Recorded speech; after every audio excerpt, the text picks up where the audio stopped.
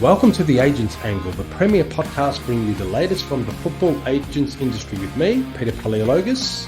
And me, Jonathan Booker.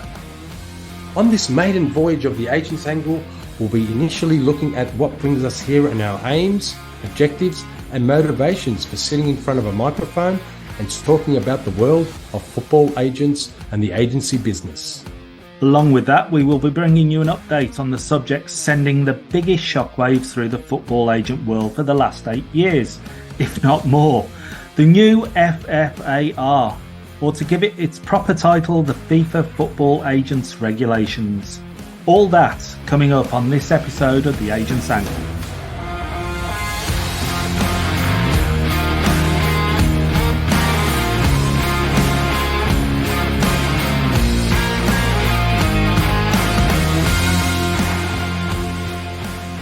How are you, Jonathan?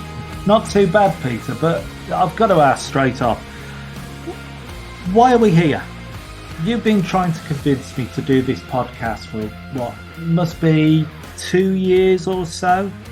And I must admit, I've been avoiding it. Even through lockdown and the clamour to do podcasts, I've been avoiding it. So what actually brings us here? I've been putting pressure on you to join me on an agent's podcast, and we're finally here. How did I convince you? I just think the way it's all sort of panned out with the new regulations coming on board, the FIFA engagement. But basically, I really wanted, and this is what I try to base this podcast about, is to put an agent's lens on the stories, challenges, and business that us agents are involved in. There is no podcast covering the agent perspective exclusively. So that's why I really wanted to do a podcast and find someone of similar mind. We've both helped a lot of agents. We've both been advisors and mentors.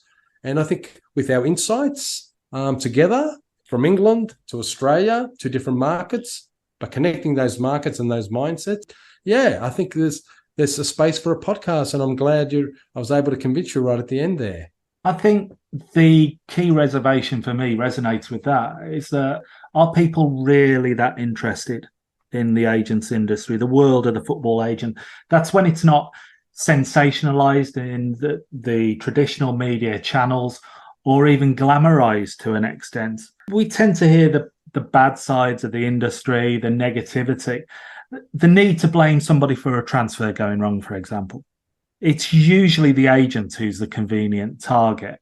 And I think the motivation for myself is to raise that awareness, as I do when I talk about it or I write about it in articles, the true goings on behind the industry. But along with that, I think there's also a fuel to me wanting to do this, because the industry itself needs improvement by everyone involved, not just the agents. We're talking everybody. We're talking players, coaches, clubs, associations, federations, and FIFA themselves.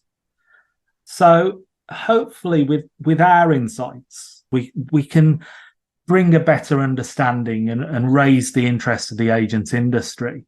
And I think a key element of that is obvious, as well as your agent knowledge, but also with your legal and governance and compliance knowledge. I think that helps us raise awareness of what can be done to improve the industry.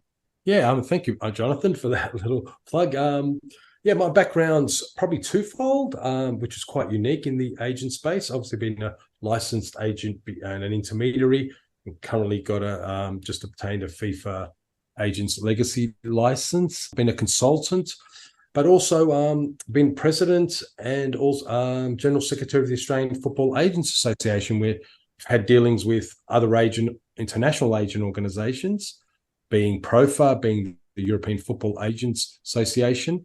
But also what really sort of pushed me to push for a podcast is my recent experience at FIFA doing the executive program in football agency, which was the first edition, meeting colleagues from around the world, all from different countries, different markets, different leagues, different mindsets and temperaments and cultures. And that really said, there's a story to be told here. And based on that, I thought, we need to push a podcast.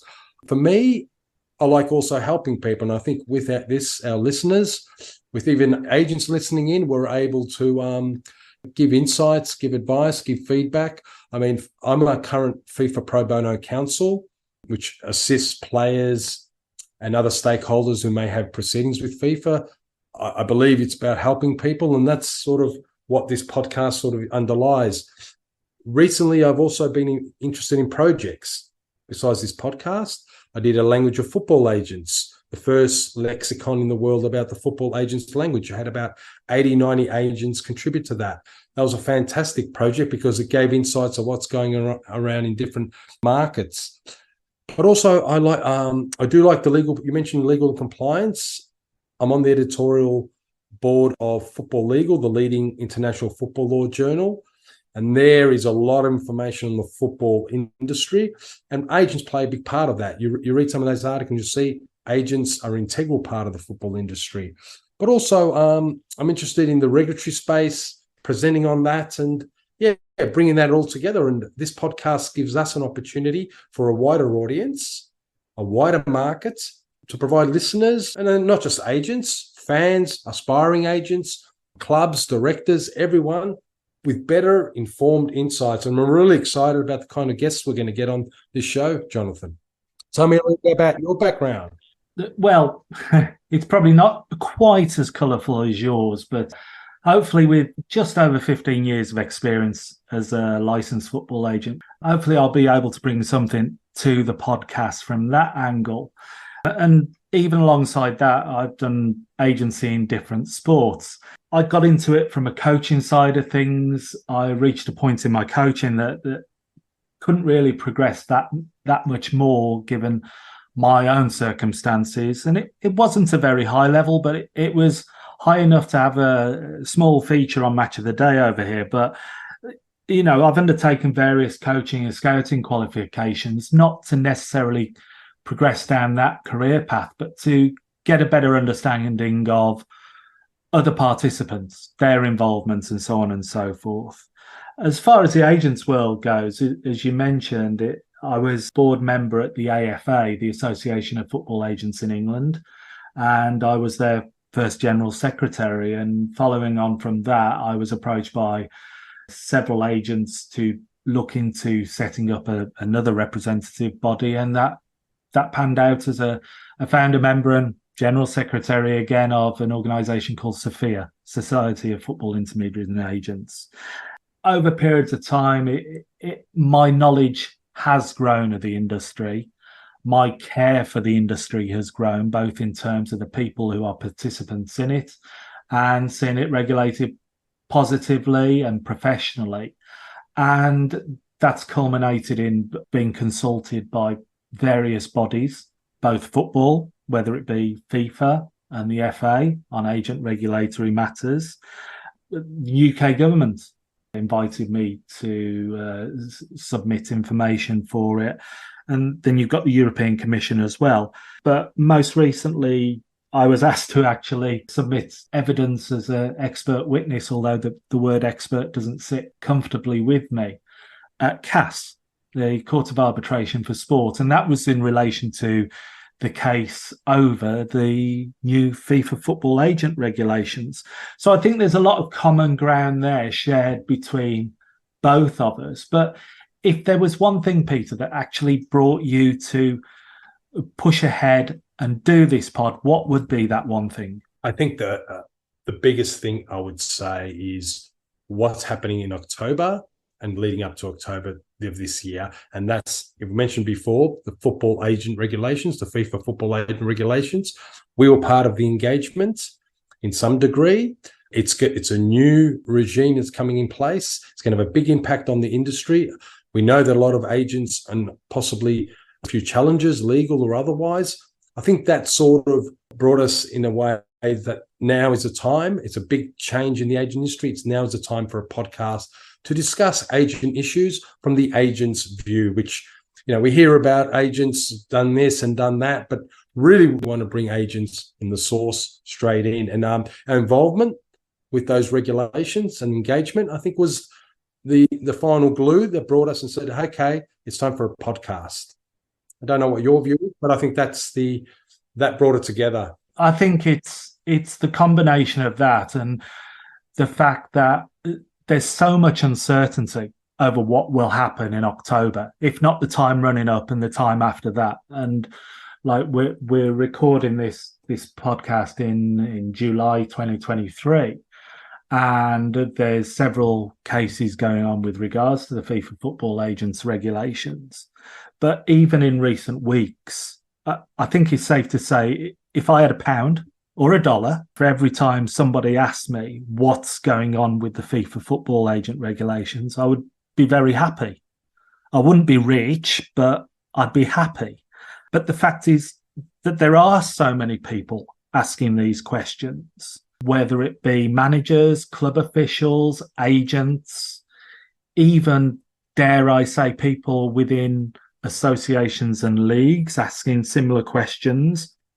It demonstrates there's huge uncertainty in the industry and those affected by it. Again, that is the final motivation for me with committing to do the agents angle. Seeing your motivations, and you have driven this, you have brought this podcast forward, you're very much the driving force behind it. And I think it's important that we try to get the information out to people to raise that awareness, because the uncertainty of the situation is clear for so many people. Indeed. I mean, and also, if I can add something very small, it's also giving agents a voice. And I think sometimes agents haven't been given a voice, and this is also an opportunity to get their insights from the coalface and get their narratives out there of what they're thinking about this new framework. It's a game changer. Everyone's asking about it, and we're here to unpack it on the agent's angle. And with that, Peter, I think it leads us in quite nicely to look more at the FFAR. As we've mentioned, it's been probably the biggest upheaval to the football agents industry for the past 8 years, since the regulations on working with intermediaries was brought in 2015. And the FFAR itself, I believe I'm correct in thinking it's probably been talked about and various issues discussed for the past 5 years. We've been waiting for this. But given how vehemently I feel about the FFAR and how provocative I can get on some of it, I think I'll leave it to you to just give everybody a quick overview of the FFAR and what FIFA claim to be their objectives with introducing these new regulations.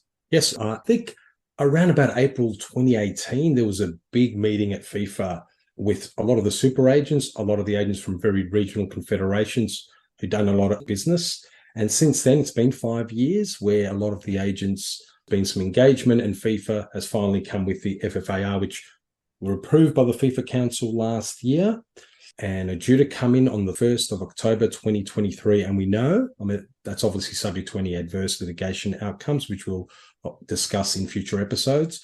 But basically, we know that there has been exams and a lot of people have passed the exam. I think the pass rate was 52%. But really what FIFA are trying to do here, and I would say that FIFA would admit that they possibly made a mistake in not maybe deregulating, but the intermediary regulation that came in 2015 seemed to pretty much not achieve their aim. So the aim here is to bring back a new football agents framework where there's more accountability, there's more professionalism, there's more education, there's more compliance. And really it's about new mandatory licensing. If I can give a little basic overview, where the FIFA agent license can be personal, indefinite, and it's going to be on a worldwide basis. So instead of this regional thing we had with intermediaries, we're back to a worldwide business with the FIFA license. The other aim of FIFA and the regulations is continuous professional development. That's important because we're always learning as agents or in any profession. So I think that's quite a positive, actually, to be able to do courses to supplement your knowledge and understand new concepts, ideas, and even regulations. One of the big ones for me, I'm not saying I'm all positive for this, but is the Agents Tribunal. I think that's a free tribunal being set up under these regulations where matters that are international dimension, and we'll go into international dimension in a future episode, but it's an agreement where there's an international transaction between countries, players, and any disputes that agents can bring to that tribunal if they've got the paperwork and it has an international dimension. being an international transfer pretty much, or international signing. There's also the change with coaches coming in, players and coaches. The agents agreements that have been set up are designed that agents can deal with both players and coaches, but also in terms of who they can represent. So we've got probably a segmentation here, I would say, with these regulations. There's pretty much FIFA's got rid of dual representation, with the exception of representing a player and an engaging club, which is the club where the player is transferring to. Aim there is to reduce conflicts of interest and facilitate international business. So that's quite a change. And I think there's going to be some challenges around why agents can't represent the selling club or the club releasing the player and the player. So that's a whole discussion in itself. But FIFA are adamant that in terms of dealing with conflicts of interest, they only allow a certain type of dual representation. The big one, and you probably know more about this than me, Jonathan, is the caps on the commissions. The caps, and I don't need to go through all the detail, but pretty much, it's 5% under 200,000 USD, 3% over that.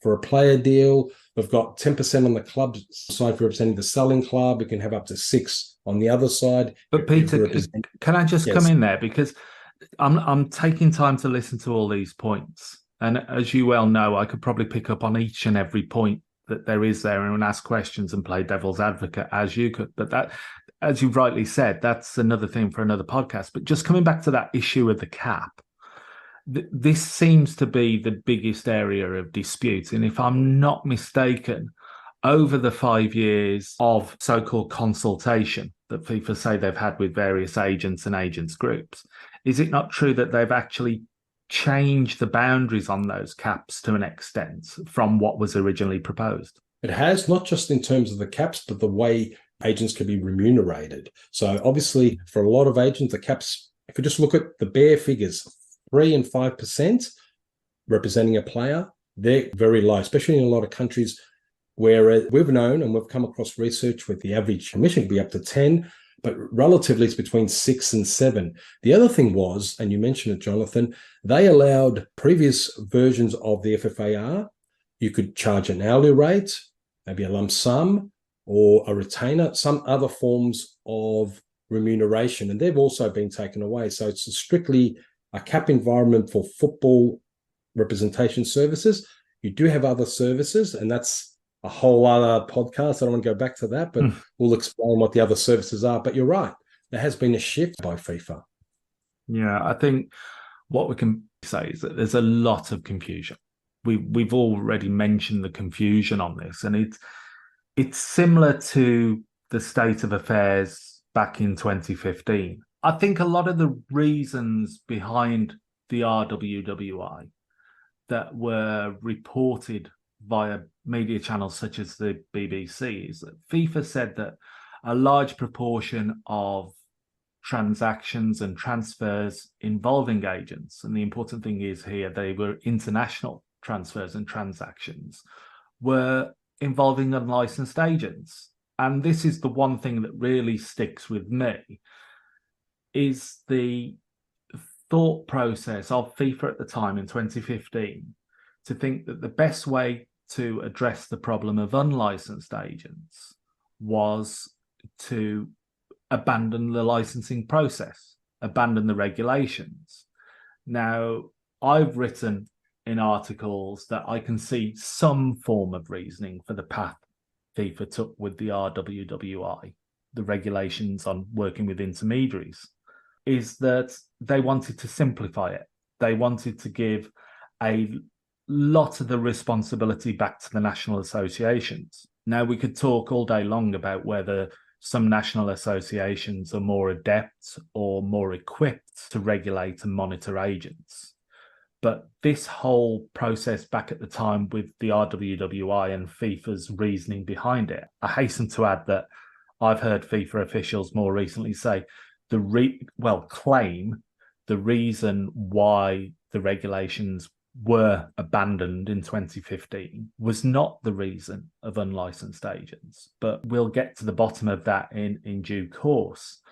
But their objectives there were very, very patchy. And I think we're still struggling 8 years on to try and find out what the objectives were. I think it was to keep a little bit of control with minimum responsibility back at that time. But looking ahead with the FIFA Football Agent Regulations, can you just explain to me your take on what FIFA are trying to achieve with these new regs? I would say that FIFA, and they've put these in the new regs, their core objectives, and FIFA's looked at the transfer market as a whole, the speculation, they say they've looked at the agent fees and how there's been a lot of agent fees, quite big sums. They've also seen very excessive or abusive practices, they say, amongst agents dealing with players. So this time round, FIFA has set out its core objectives. Whether we agree with some of them or not, they have set them out. And some of those, probably the most important ones, is setting a minimum framework or standard for professional and ethical standards for the occupation, they call it, a football agent, the profession. We mentioned the commission caps. They think they've put a framework in place that are reasonable fees. One of the major objectives here is about financial and administrative transparency. So compliance on one side, agents having their paperwork in order and uploading that with FIFA or national associations accordingly. But also down the track, we've heard about the FIFA clearinghouse and putting and controlling those financial transactions that may have been opaque earlier under, you mentioned, the RWWI.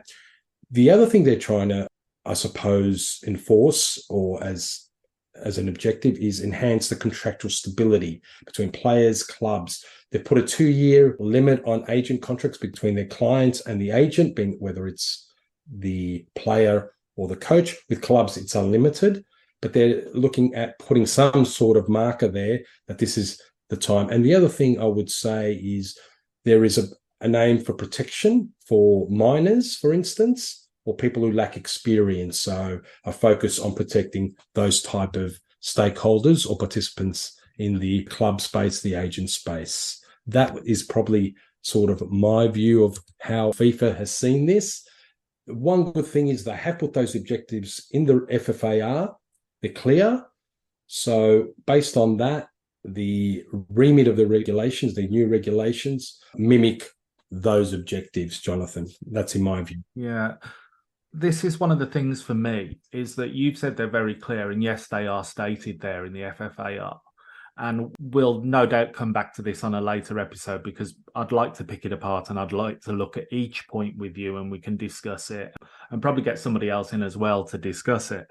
Is that they've put it down in black and white, but there's a lot of subjective terms there. There's a lot of what is reasonable, what is excessive. One person's reasonable is another person's excessive, and vice versa. And I think that's where a lot of the problems lie. And I think there's a lot of the disputes coming out. Like, I can come across with quite a few objections and reservations about the FFAR, but we've only got a limited amount of time.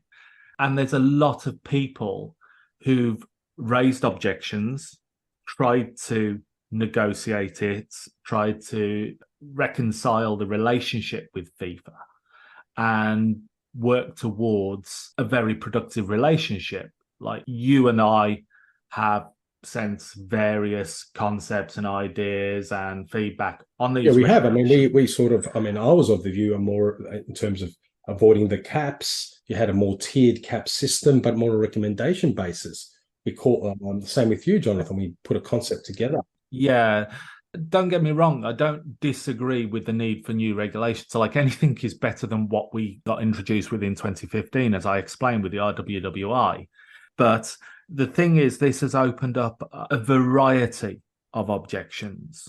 Some people are taking a more conciliatory approach to it, but we are at a point now where we've got a lot of disputes through legal channels, internationally, nationally. And with regards to those disputes, I think you understand the key points that are being brought to dispute and also where we are now with those disputes. Can you just give everybody a brief synopsis of what the key objections are and where the disputes are at this moment in time? The key objections, I would say, is the freedom to contract and the commission caps.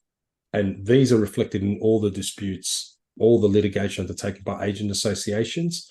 They're probably the two. And I mentioned dual representation earlier, but that's about freedom to contract as well, and the ability to practice the profession. And then we've got the commission caps. Also, there's issues of privacy with the compliance aspects of the FFAR.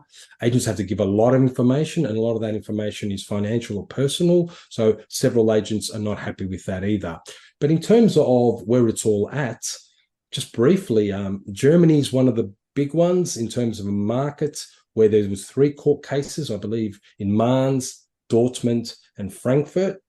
The court in Mainz referred the litigation between the dispute to the European Court of Justice. The key one, I would say, was the one in Dortmund. A colleague of mine was involved in that, and I think we'll invite him to come in and talk about that case. But that case in Dortmund, there was an injunction where court suspended the application of the provisions of the FFAR in Germany, such as the fee cap. So the judge in that instance suspended the implementation by the German Football Association, or the DFB as we know it, implementing the FFAR. So, and that's going probably to be appealed by FIFA. The case in Frankfurt, I understand, is currently pending. Peter, just coming back on that one, that Dortmund case, that's quite interesting, because if there is an injunction in place, and I'm talking hypothetically here, and the appeal doesn't come through, we're quite possibly looking at, in, 2.5 months' time, at the time of recording this, on the 1st of October, Germany technically won't be able to implement the FFAR, and therefore it's quite reasonable that Germany will have one set of regulations or no regulations compared to other countries, both in Europe and across the world, but also how it will impact on international transfers to and from Germany. Because, yes, the FFAR can be introduced in other countries, hypothetically, based on the other objections and disputes. But that leaves German agents and those doing business in Germany, both players, clubs, in a huge, huge state of flux. A lot of uncertainty, yeah. I mean, the uncertainty going forward from October. And this is the challenge. If there are injunctions, just like the German one, or if there's a delayed decision, for example, a referral to the European Court of Justice, and that decision doesn't come out till after October, there is that uncertainty, I would say. Yes, it's a big concern, because the focus of the FFAR is to facilitate as well international business, and Germany being a major market, if that's taken off the business cycle or the ability to do business under a set of rules, that makes it very difficult. So where are we with the other disputes and challenges to the FFAR? I might leave the Court of Arbitration of Support one last, because I know that you're involved. There was a matter that Pro Agent, who is based out of the Netherlands, they're the Agents Association. They drive a lot of the European Football Agent Association work, and basically they challenged in the Netherlands. They did not get the injunction. However, they are appealing that decision, and that matter could also end up in the European Court of Justice. I believe the KNVB, which is the Dutch Association, is also possibly of the view that they may, like Germany, possibly suspend the implementation. So it's a watch in this space. But I think with Germany and the Holland going to the ECJ, the European Court of Justice, that decision in that court will probably clarify what happened in those countries. I do want to raise England, where you're from, before we go to Cass briefly. I understand that for the big super agencies or talent agencies be very careful with the term super agents. I'll take that back. But the larger organizations, CAA Base, Wasserman, Stella, and Areti have started, I believe, arbitration proceedings, Rule K proceedings, to challenge the Football Association in England's implementation of the FFAR. All I know from anecdotal sources and people I've spoken to, that arbitration has been facilitated to be determined quite quickly, which is important, because we have to take into account that a lot of people have sat the exam. FIFA came out that 52% have passed that first exam. I know in Australia, a lot more people enrolled for the second exam in September. So there's a lot of people who want to get on with it. So it's good that whether it's the arbitration or the European Court of Justice, and we'll talk about CAS very shortly, expedite their decisions, because people want to get on with business agents want to get on with business and have some certainty. Now, the other major matter is CAS, the Court of Arbitration of Sport, and I know that's been brought proceedings by PROFAR, which was led by Paddy Dominguez, I believe Juan Crespo, that's one of the the lawyers. Professional Football Agents Association, isn't it? Correct. A term we talk about now in the agent space, PROFAR, but basically, yes. Question for you about the CAS hearing, because I know the CAS hearing has been heard about, I think it went over 2 days. I think traders will come to a decision before the 1st of October. Can you tell me a little bit more about, you were involved in the CAS, Jonathan, the CAS proceeding as an expert. Tell us what your view is or where it's at.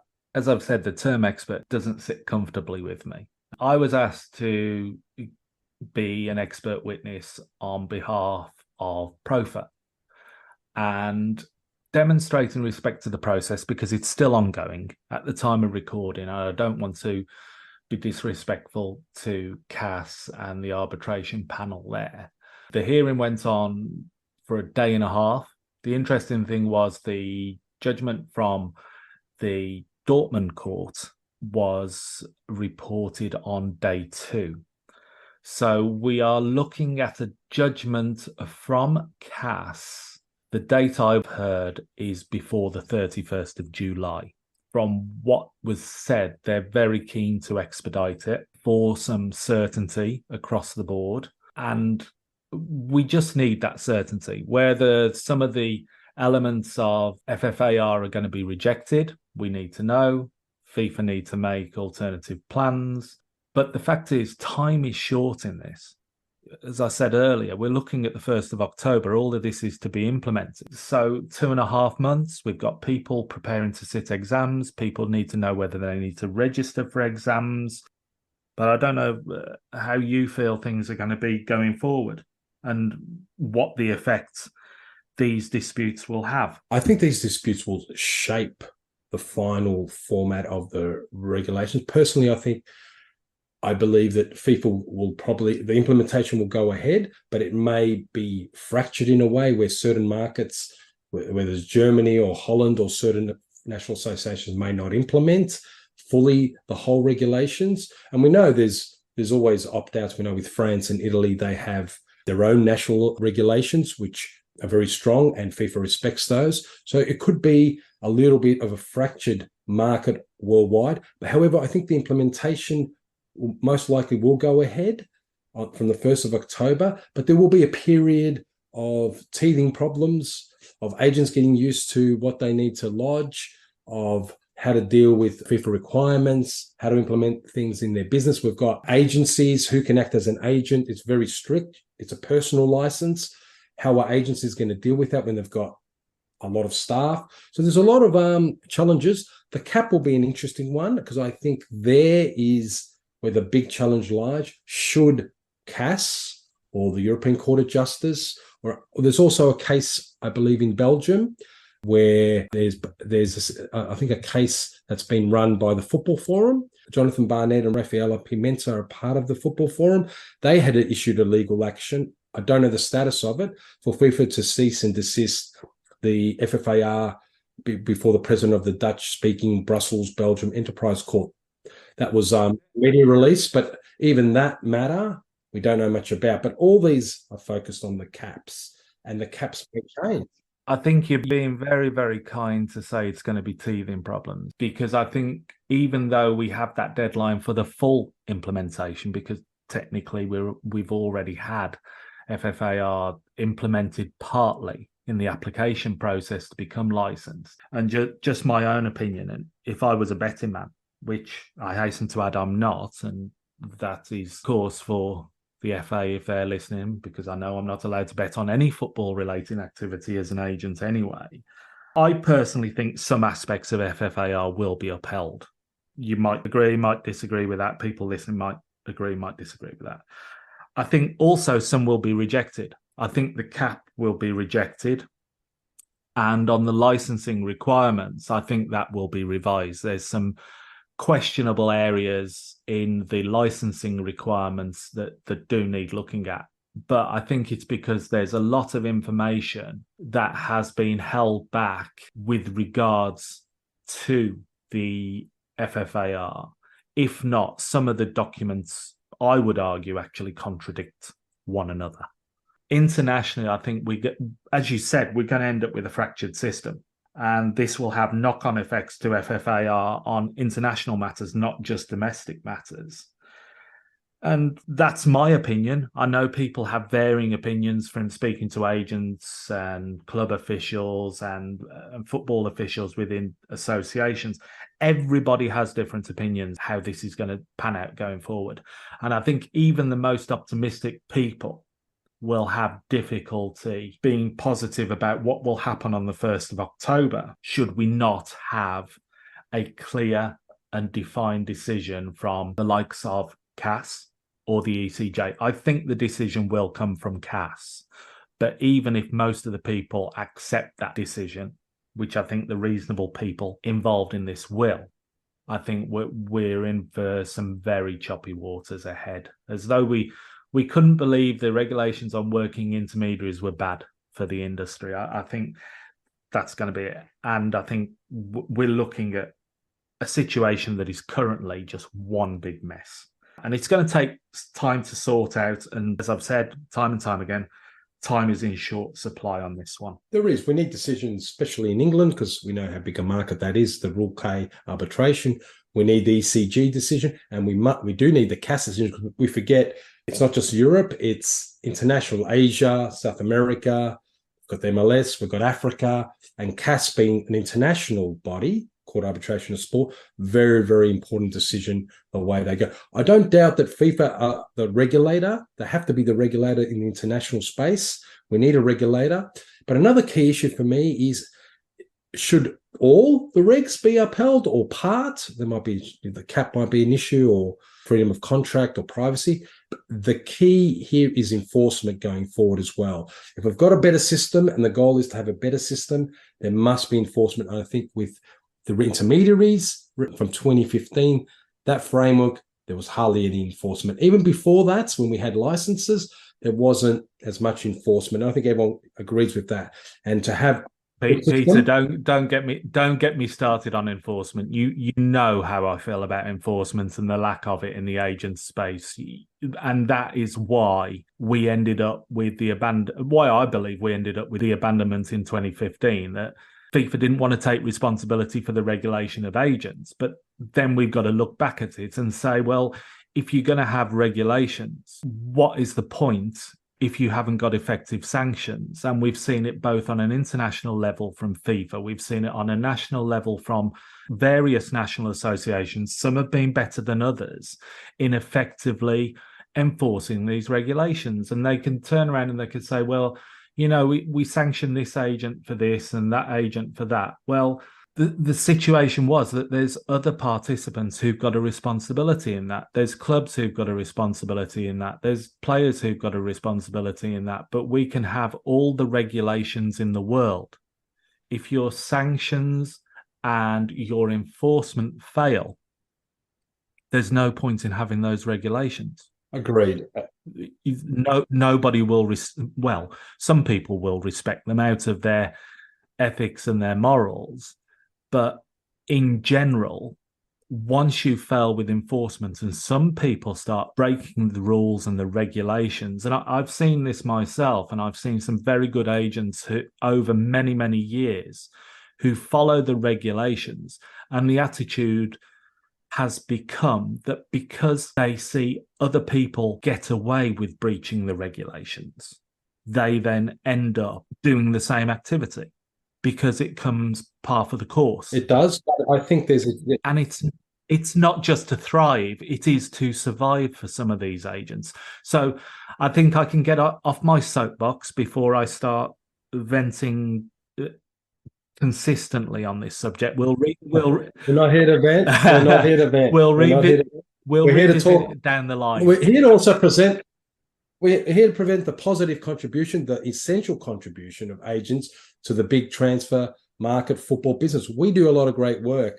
The FFAR are very important, but we're here to highlight what agents do, what agents provide. We're essential to the market to make the deals, to help the players, to help the coaches, to help the clubs, to help everyone get ahead. And that's what we're sort of focused on. We can talk and dissect. And I know we disagree a little bit about the FFAR, but I will say this on a final point before we move on, Jonathan.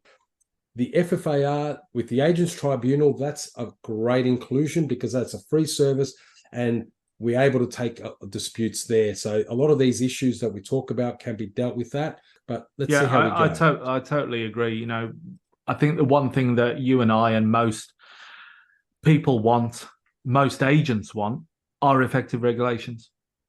We want to see an improvement in the industry. I think we started off the episode very early on, and our motivations in doing this pod to encourage that improvement, to improve the awareness of various aspects of the agents industry, and hopefully we're doing our little bit to move things forward. Agreed. We both agree that the FFAR, no doubt, is a topic that's going to evolve and rumble on for some time. It could be months or days, but there'll be definitely litigation outcomes in the next few months.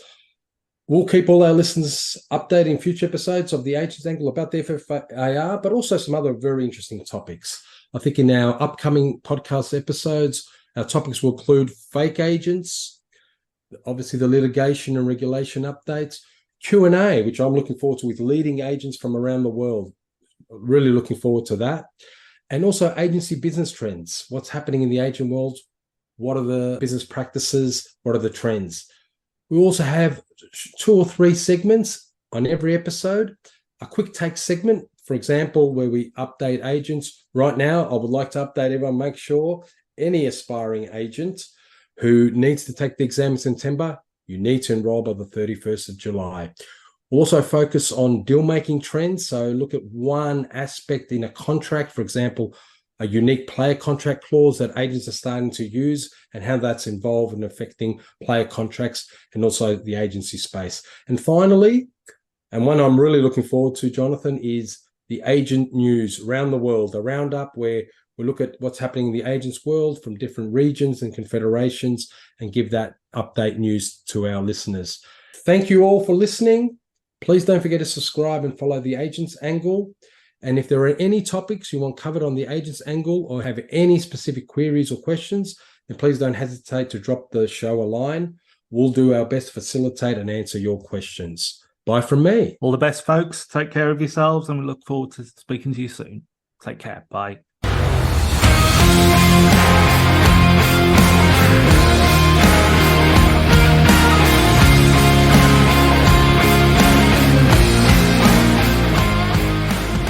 The purpose of the Agents Angle podcast is to provide news, information and facilitate discussion on regulatory matters, policies, business trends and issues affecting football agents worldwide. The opinions and recommendations presented in this podcast are for general information only and should never be considered legal or professional advice. Furthermore, the views expressed by guests are their own and their appearance on the program does not imply an endorsement of them or any entity they represent. Thank you for listening.